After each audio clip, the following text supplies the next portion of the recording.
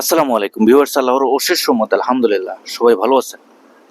দেখেন, north Macedonia বিভিন্ন যেই আপডেটগুলা, প্রত্যেকটা আপডেটের কিছু না কিছু অংশ হলেও আপনাদের সাথে শেয়ার করার চেষ্টা করি। তারই ধারাবাহিকতায় আজকের এই ভিডিওটি। খুব অল্প সময়ের ভিতরে কিছু কথা বলবো।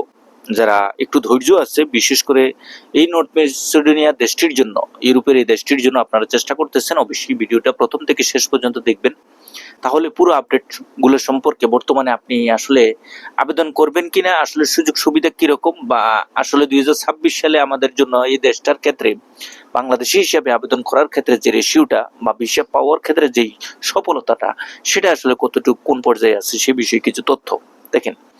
এই নর্থ মেসিডোনিয়া দেশটির মধ্যে যে ভিসার কার্যকারিতা, আমরা ইউরোপের এই নন সেনজেনভুক্ত দেশগুলোর যাওয়ার ক্ষেত্রে যে বিষয়টা, সেটার মধ্যে সবচেয়ে উল্লেখযোগ্য যে সমস্যাটা, সেটা হচ্ছে দেখেন, আমরা সেখানে গিয়ে আসলে কোম্পানি পাই না, আমরা কাজ পাই না, বা আমরা সেখানে গিয়ে সঠিকভাবে সঠিক যে কাজ বলা হয় সেটা আমাদেরকে দেওয়া হয় না। এই বিষয়গুলো শুনতে শুনতে বা এই কমেন্টগুলো আসলে মানে মানুষের কাছ থেকে, অনেকের কাছ থেকে শুনতে শুনতে আসলে এমন একটা অপরিস্থিতি হয়ে দাঁড়িয়েছে। দেখেন, অনেকেই কিন্তু কন্টাকে ভিসাগুলো করায়। এই যে ইন্ডিয়ার এম্বাসি আছে, ইন্ডিয়ার তরফ থেকে যে ভিসাগুলো এম্বাসির তরফ থেকে দেওয়া হয়, বিভিন্ন যে কাগজগুলো, এগুলা কিন্তু তারা সেখানে যে লয়ার আছে, মানে নর্থ মেসিডোনিয়ার যে লয়ার আছে, তাদের কাছ থেকে বিভিন্নভাবে এই কাজগুলো কিন্তু করিয়ে নেয়। এখন আমি একজন সাধারণ ভাই, আবেদনকারী, আমি ভাই কোনো কিছুই জানি না ভাই।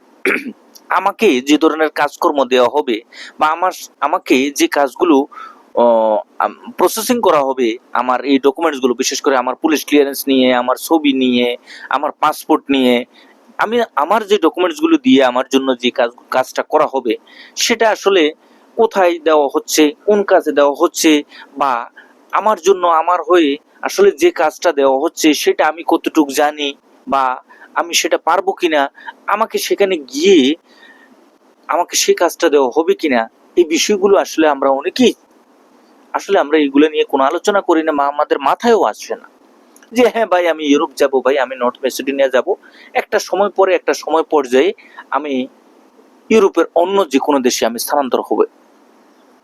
একবারে পরিষ্কার কথা, আমি সেখানে শুধুমাত্র পৌঁছানো দরকার, এবং আমার যে কাজ, মানে আমি বৈধভাবে আমি সেখানে কাজ করব, এই ধরনের যে মন মানসিকতা, সেটা সবার থাকলেও একটা পর্যায়ে কিন্তু আপনার এই মন মানসিকতা আপনি পরিবর্তন করতে বাধ্য হন। তার যে মূল কারণটা, সেটা হচ্ছে দেখেন, আপনি এই নর্থ মেসিডোনিয়া দেশটির জন্য আবেদন করেছেন। আবেদন করার একটা পর্যায়ে আপনি যখন সেখানে গেলেন, বা আপনি যখন সেখানে আবেদন করলেন, এবং সেখানে এক পর্যায়ে যাওয়ার পরবর্তী পর্যায়ে আপনি দেখলেন যে আপনার কোম্পানি নেই, আপনার কাজ নেই, কোনো ধরনের কোনো কিছুর সাথে কোনো মিল নেই, তাহলে ভাই আপনি কি করবেন?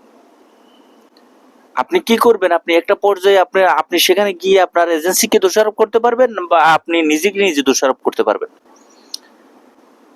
এখন আপনাকে তো ভিসা করিয়ে দিয়েছে, আপনি নর্থ মেসিডোনিয়া চলে গিয়েছেন, এবং সেখানে গিয়ে আপনি যদি এই সমস্যার সম্মুখীন হন, মানে আপনাকে যে কাজ দেওয়া হয়েছে সে কাজটা আসলে আদৌ নেই, বা কোম্পানি নেই, বা মালিক নেই, বা মালিক পেয়েছেন, কোম্পানি পেয়েছেন, গিয়েছেন কোম্পানির কাছে, কোম্পানি বলতেছে দেখো, এখন আমার কাছে কোনো কাজ নেই, তুমি আপাতত অন্য কোনো কোথাও কাজ করো, বা তুমি যেভাবে হোক, এখন আমার কোম্পানিতে তোমাকে রাখতে পারবো না। আপনি কি করবেন ভাই?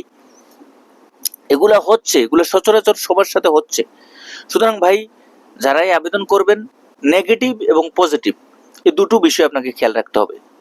দেখেন, একটু ধৈর্য সহকারে ভিডিওটা দেখেন ভাই, কথাগুলো কারো ভালো লাগতে পারে, খারাপ লাগতে পারে, কিন্তু এই বিষয়গুলো বা এই ঘটনাগুলো ঘটতেছে, যেগুলো আমরা সচরাচর শুনি না, জানি না, যার সাথে হচ্ছে, যে বা কোনো কারণে আমরা যারা ভিসা পাচ্ছি, একটা দীর্ঘ লম্বা সময় পর, প্রতীক্ষার পর, অনেক সফলতা নিয়ে আমরা